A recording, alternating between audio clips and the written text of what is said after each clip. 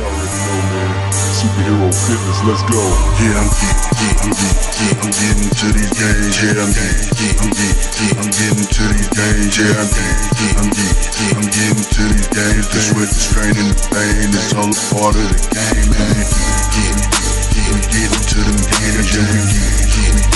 We getting to them games, yeah. We getting to the game. Superhero, the name of the cage. What up, superheroes? It's your boy, CJ Washington Jr. All right, man, I couldn't get y'all up out of here this week without giving you some content.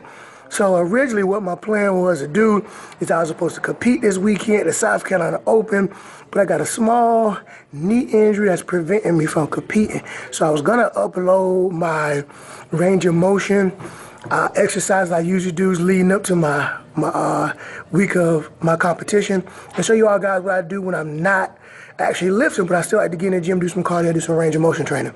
So since I'm not doing that, I'm gonna upload my this week of deadlift training. So I have had a little injury, so it's not going to be super heavy like I'm always going, but today's goal is to pull 500 for 5 reps, which would be my first time doing that, so looking forward to doing that.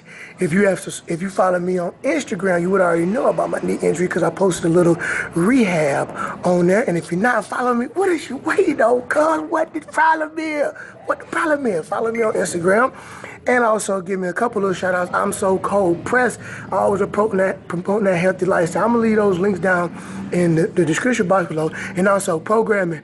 Action Figure Body 1 is already out, Action Figure Body 2. And if you want to get online coaching, I call it e-coaching. Just send me a message and we'll get right to it. Enough for all that talking, man.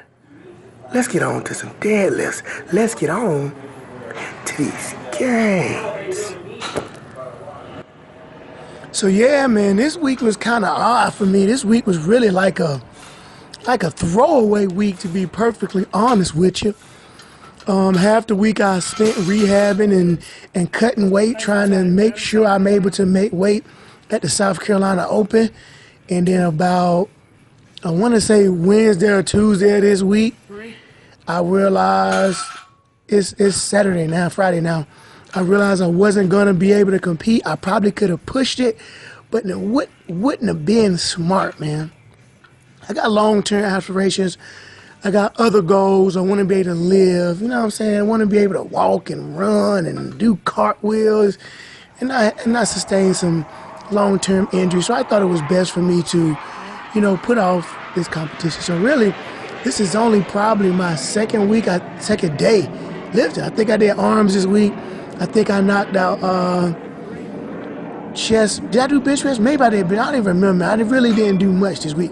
So I came in bright and early on Friday morning and knocked out some deadlift with the one young supers you can see. Working on that technique as always, man. Everybody I'm training, everybody I work with, especially in the deadlift, I tell them, I've been doing this for some time now, and I still working on my technique and my form and everything every single time I deadlift. I feel like very rarely do you have a perfect lift.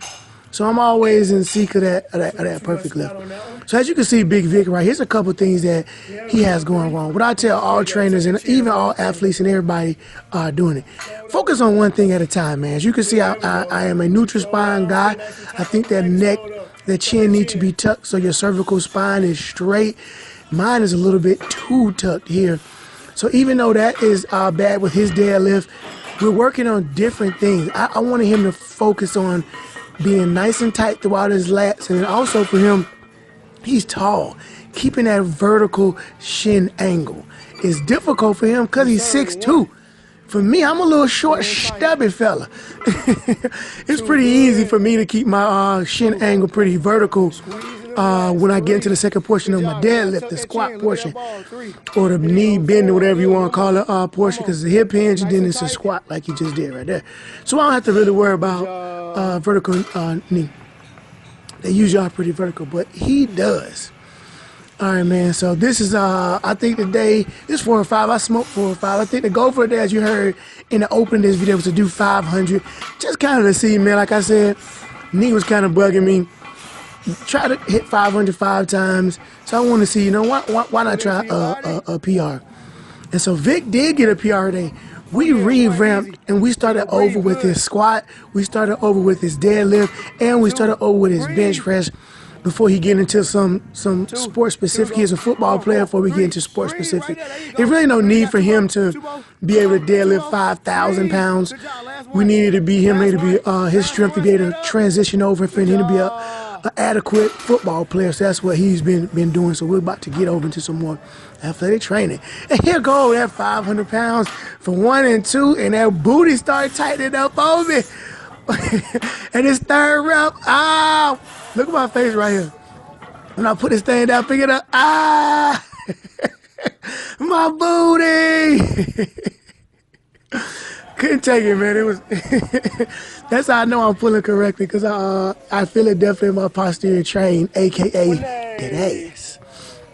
So one of the things I've been adding to most of my strength workouts now is a set of 20 at the end.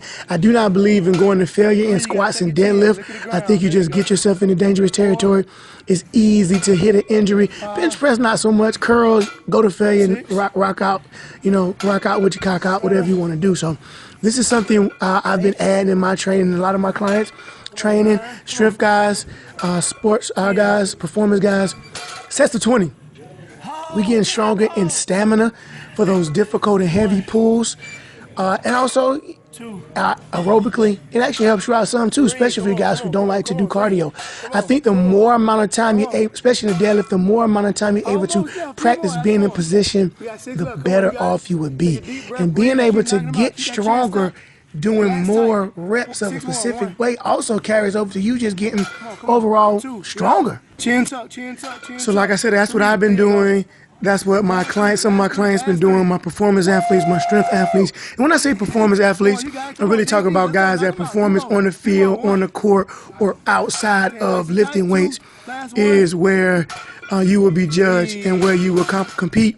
Lifting athletes, we compete with the weights, we compete on the platform. So that's what I mean by performance athletes, just people who judge and they compete outside of a lifting weights arena. So Vic started off at 135, now he's up to 185. I started out doing them at 225, and now I'm up to 315 for 20. So once you're able to get to 20 unbroken, then you will go up. I'm probably at about 60%, maybe even a little less, 65. You guys want to start with 45, 50% of your one rep max. If it's your first time doing it, and then just kind of go from there. As you can see me grabbing that ass, because it is hurting, man. But not like, I mean, hurting as in tense, tight, not like in I pull something or anything like that. It's just tight. That's one of the ways I actually know I'm doing the exercise correct, because when I'm doing sumo, especially sumo, I feel it all in that ass, in that posterior chain, man, which is where you want to feel it at, not so much in your lower back, not so much in your quads. You want to feel it, man, in that ass. Now, let's be real about it. So hopefully you got something from this video. Also, after we did this, after we got to 20, we did some core stuff too. So we gonna run you through that real quick like. So for core, body saws, great exercise. One of the things, remember, make sure your elbows are in front of your shoulders at the beginning of the movement. Don't let your knees touch. I just reminded Vic not to do that. You want to brace that core the entire time, pushing the belly button up into the spine. And you want to do this for about 3 to 4 sets of 15 repetitions, or about 30 seconds. All right, next, one of my personal favorite. So this could be done a lot of different ways. It's basically a torso twist. I like to do it opening the hips, keeping the weight out in front.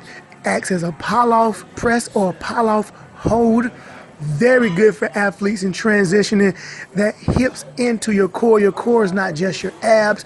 Me, I'm doing a pull-off press with it. Vic was doing a pull-off hold, which is like a pull-off press, but still working on that hip, kind of the transition from hips into your obliques and your abs.